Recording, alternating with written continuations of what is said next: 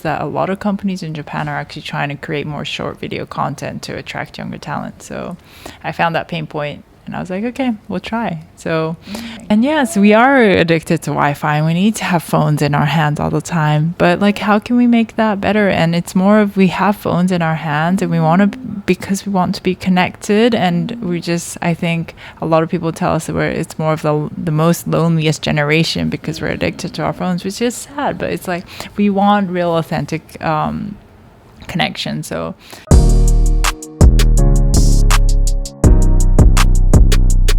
okay, let's get started. Hello, Yuki. Thank you so much for being here. How are you? I'm good. Thank you so much for having me. Yeah. So actually, I found this amazing entrepreneur. Yuki I attended Venture Cafe event 2 weeks ago, right? And then I was so impressed because of her company, ISSHO. So her passion mission is to support Gen Z people and also Japanese corporate side their pain point, like filling the gap, right? So tell us about you and your company. What do you do in Tokyo, Yuki? So I am a founder, more of an in-house founder at Mitsui, working on a company called ISSHO. Our mission is to really empower the future generations to create a thriving future for all. And I'm trying to help more of the young talent in Japan as well as the corporates. And especially because Japan has a declining population, there's not many young people. A lot of companies are struggling to attract talent. And so we're trying to help these companies attract talent and also match these candidates, younger talent, to companies that they can really thrive in and grow. It's what we do at ISSHO. I see. Thank you. And then so ISSHO. So I saw the website and LinkedIn. So the company service category is like HR service, correct? Yes. So in HR, we are looking at different ways to expand, but our very first step is really creating video content for companies, very short video clips that we like, more of Gen Zs, like these short videos so that we can know what kind of people they are in a company, because it's just so hard to know what the company's doing just with text or homepages or it's really hard. It looks the same if you look at like 3 company websites. It's my opinion. So you are so smart. How did you come up with this solution, short video content? So yeah, it was more of I was just scrolling through a lot of things, trying to find a new idea. So I recently pivoted from a product. I was creating an HR tech software and I was selling that, but I realized there wasn't too much need in the market. So I was trying to pivot, trying to find where's need in the market. So I was just talking to a lot of people, having a lot of coffee chats, and also just going on the internet, surfing what's out there. And I found this really interesting videos that a lot of companies in Japan are actually trying to create more short video content to attract younger talent. So I found that pain point and I was like, okay, we'll try. So this is amazing. Yeah. So, okay, let's deep dive into your company, ISSHO. Do you have your co-founder? No, I'm a solo founder. Before you started to your company, did you join any accelerator program like that?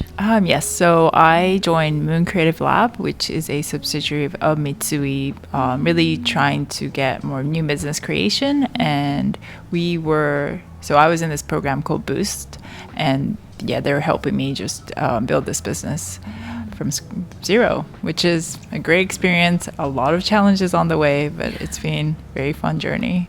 Thanks to this podcast interview, I met many founders, and almost all founders, their background is engineering. So how about you? What is your background, Yuki? Yes. So my background is nothing to do with HR. I studied genetics and data science in college, and yeah, so nothing really related to HR. But I am a Gen Z, so I understand the Gen Z's pain points. I think there's a lot of potential still in genetics and HR. We can see how that goes with a business in the very far-fetched future. But Gen Z in Japan, and also kind of typical Japanese corporate culture. Maybe our I think our audience are like Western people outside of Japan. So tell us about your observation. What is the typical Japanese company or corporate culture? That is, yeah. So in Japan, it's a unique culture they have, that everything, you go into a company, and we still have this very mindset of you work at one company for 40 years. So they take 40 years. 40 years, yeah. Yeah, I think that's still a very big culture here, that you just stay at one company until you retire. So a lot of big companies here have like a 200 people class of people, new grads entering a company all at once, and then not many people quit. They just stay at the company for how many years. But I think more of changes are happening right now, with a lot of people switching jobs or trying new things, trying to develop skills by going into different job roles. And I think Japan has become more flexible in really incorporating that more, job hopping or changing jobs. But it's still prevalent that a lot of corporates are just taking a bunch of 200 like new grads and making sure they stay at companies, and their culture is still very hierarchical, because we have this, like, you stay at one company for 40 years and your promotion is more based up on your age rather than positioning, because it's just how it's been working for the past 100 years or so. So I do see there is a lot of potential for it to change, though. A lot of young people are coming in. They're like, oh, no, I want to build this skill, so I want to have this role. And just being able to speak up has become more of a culture, rather than just listening to your boss and whatever your manager says. We do. So do see a change.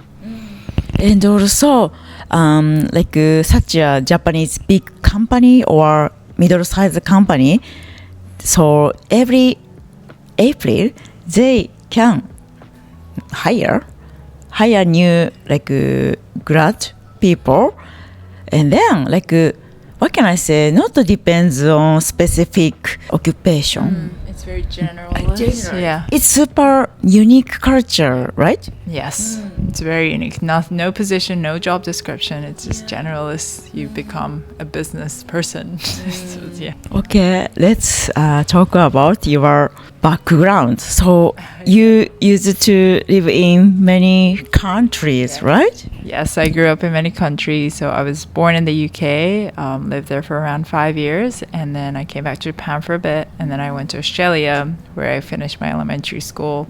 Came back to Japan for a bit. Really, I went to middle school in Japan, where they were like, you need to have your hair tied back. You can't touch your shoulders.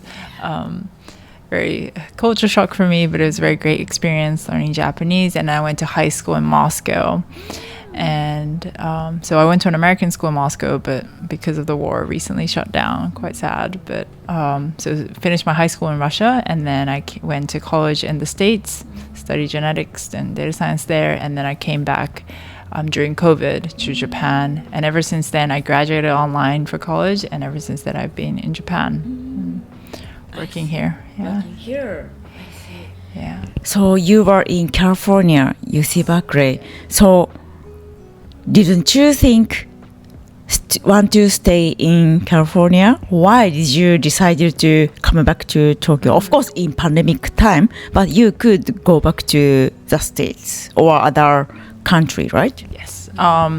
Definitely, I think right now, Japan, there's a lot going on in the startup ecosystem, and I always wanted to create my own business or do what I was really passionate about. And I think there was just everything aligned with, had a great opportunity to pitch my business, and I got through this incubation program as well. So really decided to stay here for the time being. Yeah. I see. Thank you. Okay, so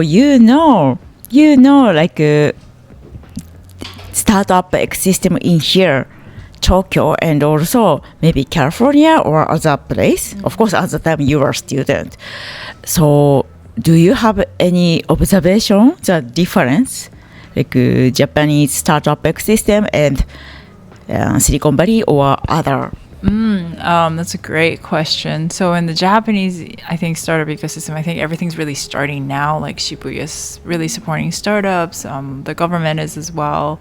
And also just there's a lot more founders coming along. But I think right now Japan is like the shift in mindset of, you don't have to go into a big corporate or big company, and after you graduate, you can go and do this founder route. And there's a lot of people in that area now building up a career. So we have these role models of who we want to be. And I think people are starting to follow that role model. And I think more in Silicon Valley, it's definitely more developed, they've had a longer history of startups. So I think they're more in a later stage than Japan's ecosystem. But I think there's a lot of things that we can collaborate together with Silicon Valley and Japan to. Yeah, you are right. Nowadays, many founders or investors, both they are coming to Tokyo, just visiting or starting to their business in here. It's so interesting moment. Yeah. There's definitely a lot of opportunities in Japan. Just hearing that people are coming here, I think. Yeah, just investors are coming here and seeing how the economy is, how the startup ecosystem is. There's a lot to discover and a lot of opportunities to start a business in Japan, I think. ISSHO is your startup. Okay, so now you are solo founder, right? Okay, so do you have any challenge or pain point currently? Because you mentioned recently you pivoted. Yes. Yeah, it was maybe not an easy decision, right? So if possible, could you please share the story? Yes, definitely. So I pivoted last month, December, and before that I was working on selling our HR tech software, which I wanted to make sure a lot of work goes unnoticed in a workplace. So I wanted to create an evaluation software where we were able to visualize a lot of work that goes unnoticed in a workplace. We did have trial customers, but they weren't converting into paying customers. So I'm like, okay, it's great that I have a mission, something I'm passionate about, but if it doesn't sell in the end, it's not a business. So it was hard because I worked on it for a year and a lot of my time and effort was put into it, but decided to pivot in December into a space that I felt more confident in and felt like I could really make a business out of creating more content for companies. And yeah, especially as a solo founder, I didn't really have a thought partner or anyone to be in the same position, same responsibility. So it was definitely hard for me to. It's like, oh, is this the right decision to make? But I don't really know. No one really knows. I talk to a lot of people, but it's like, oh, like if you want to pivot, you should pivot. And I know that's the right answer, or I need to make that the right answer. But definitely having a co-founder would have been nice. But I do enjoy being a solo founder, and there's so much support in Tokyo as well. So you talk to people, and they're very supportive. They'll introduce you to people that could help you as well. So. Even if you're a solo founder, there's so much people out there that are willing to support you and help you, and that really helps you as a solo founder because it does get lonely at times, and you're like, I don't know what I'm trying to do. So yeah.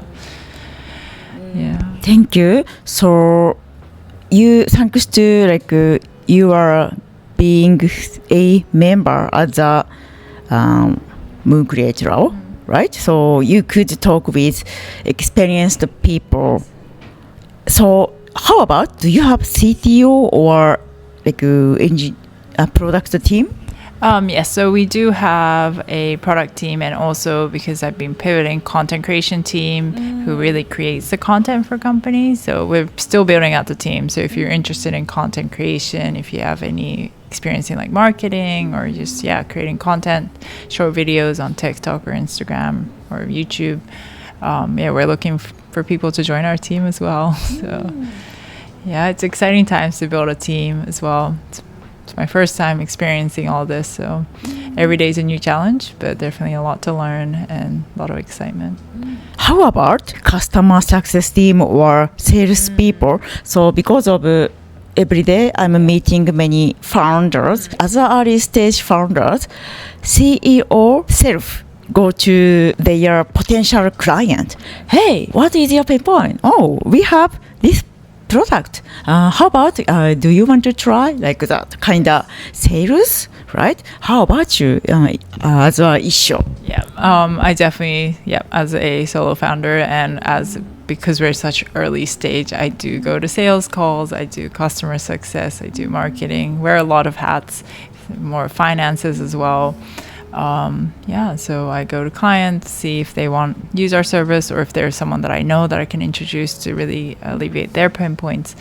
And a lot of talking to people, which I find is like more of the exciting part about being a founder. You get to meet a lot of people, you get to listen to what their current situation is, their stories, what they want to do in the future. Even if they don't really use our product or service, it's great to connect and learn more about what's out there. I see. Thank you. By the way, I really impressed presentation 2 weeks ago. So the topic was typical pain point as a Gen Z, right? For example, Gen Z people often say, where is Wi-Fi? Or like obsessed social media. And also like, what can I say? Not to be patient. Cannot focus in long time, right? And then after you mentioned these things, you gave us the solution. It was so impressive. How did you come up with this idea, or how did you learn these solutions?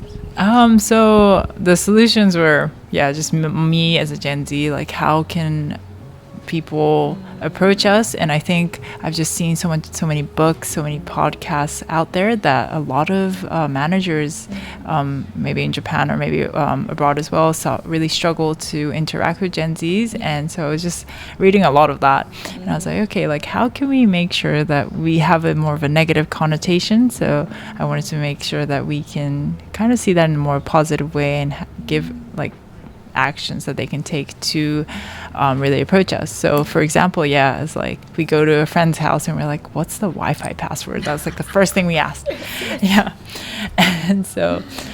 And yes, we are addicted to Wi-Fi and we need to have phones in our hands all the time. But like, how can we make that better? And it's more of we have phones in our hands and because we want to be connected. And I think a lot of people tell us that it's more of the most loneliest generation because we're addicted to our phones, which is sad. But it's like we want real authentic connection. So that was my way of putting that into an action, was like we're Wi-Fi obsessed, but we just want real authentic connection. So please just talk to us, even if we're on our phones.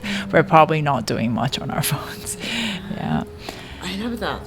Because of it, I realized not only Gen Z, even me and my parents' generation often check phone. And then, for example, when I watched some movie, Netflix with my parents, they tend to check phone. Also, this problem is not only Gen Z, for everyone nowadays. So I love this solution. I think you had better to write a book. This is so good. Oh, yes, right? That's true.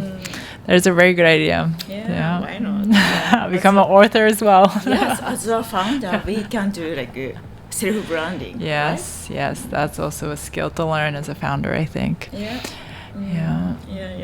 Okay, so last question. Tell us about your milestone in 2025. A lot of milestones I really do want to hit, but I think the main one would be creating as much content as possible for companies. And what we're trying to do is really coming up with 1 or maybe 3 frames that we can just operate. We can have like, okay, office tour package, whatever, number 2 package, number 3 package. So we want to package all these content creation videos to have more of an operational flow. So we're experimenting fast with companies to create their content and learning from how we should operate as a team to make it more efficient and for the clients themselves. So I think our milestone is getting that 3 packages or having a more of an operational system implemented into our teams. So package means kind of like a subscription service. I see. So it's like, okay, if you buy this one, we're going to create these kind of videos and this is what you get. Having a more of a structure into what we create. Because right now we're more figuring out what is the best for companies. Okay, so how about your like a personal goal or whatever, like wish list in this year? Oh, there's so many. Whatever. I do like to exercise, so I'm trying to go out for more runs. And You do run. yes, I run. Good. Yeah, so I really do want to run a marathon, so maybe hopefully train for one. So we'll see. Yeah, I hear the Honolulu marathon's very fun. So yeah, Why I like not? to travel as well. So why not travel and run?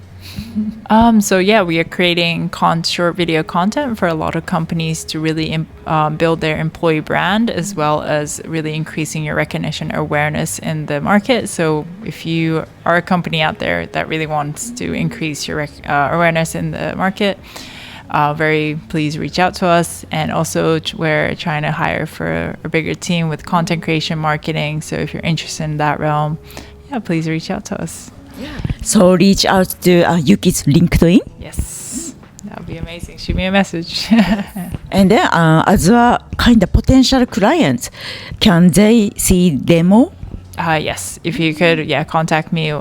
We can hop on a quick call and I'll show you some demos of what we offer. Okay. Yeah. Okay, Yuki, thank you so much for amazing conversation today. Yeah, thank you for having me. It's great.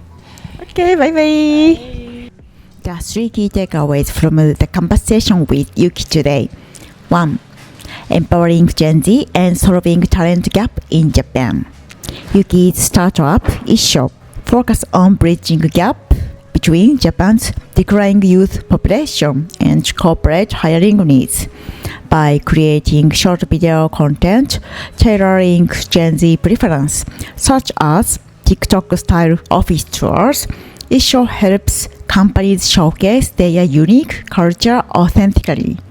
This approach resonates with Gen Z job seekers who value transparency over traditional text-heavy job posting. Example, instead of using generic website, ISSHO helps companies 30-second videos that highlight team dynamic and work environments, making it easier for Gen Z to connect with their potential employers. 2. Understanding and collaborating with Gen Z, a solution for all generations. Yuki's observing about Gen Z revealed key challenges: a lack of focus, an obsession with social media, deep need for authentic connection, which often leads to feelings of loneliness. However, these aren't just Gen Z's issue. They reflect the challenges faced by all generations. By understanding Gen Z's behavior and needs, we can address our own struggles with connection and communication, paving the way for better collaboration across age group. Example, Yuki pointed out Gen Z's phone obsession stems from a desire to feel connected, not from a lack of interest in the world around them. She encourages managers and teams to see this behavior positively and build authentic, meaningful interactions to foster strong bonds. Okay, 3. The challenges and resilience of pivoting as a solo founder. Yuki shared her decision to pivot from HR tech software to video content creation after realizing the market demand wasn't there. As a solo founder, she navigated tough decisions and overcame loneliness by networking and seeking support in Tokyo's growing startup ecosystem. Example, in December, after a year of effort on her first product, she chose to pivot to video content, emphasizing adaptability as a critical entrepreneurial skill. She credited Tokyo's supportive startup community for helping her stay motivated. Thank you so much for watching our episode today. We hope this episode will help your future and career. If you like this episode, please give you a like and subscribe us. Okay, bye bye.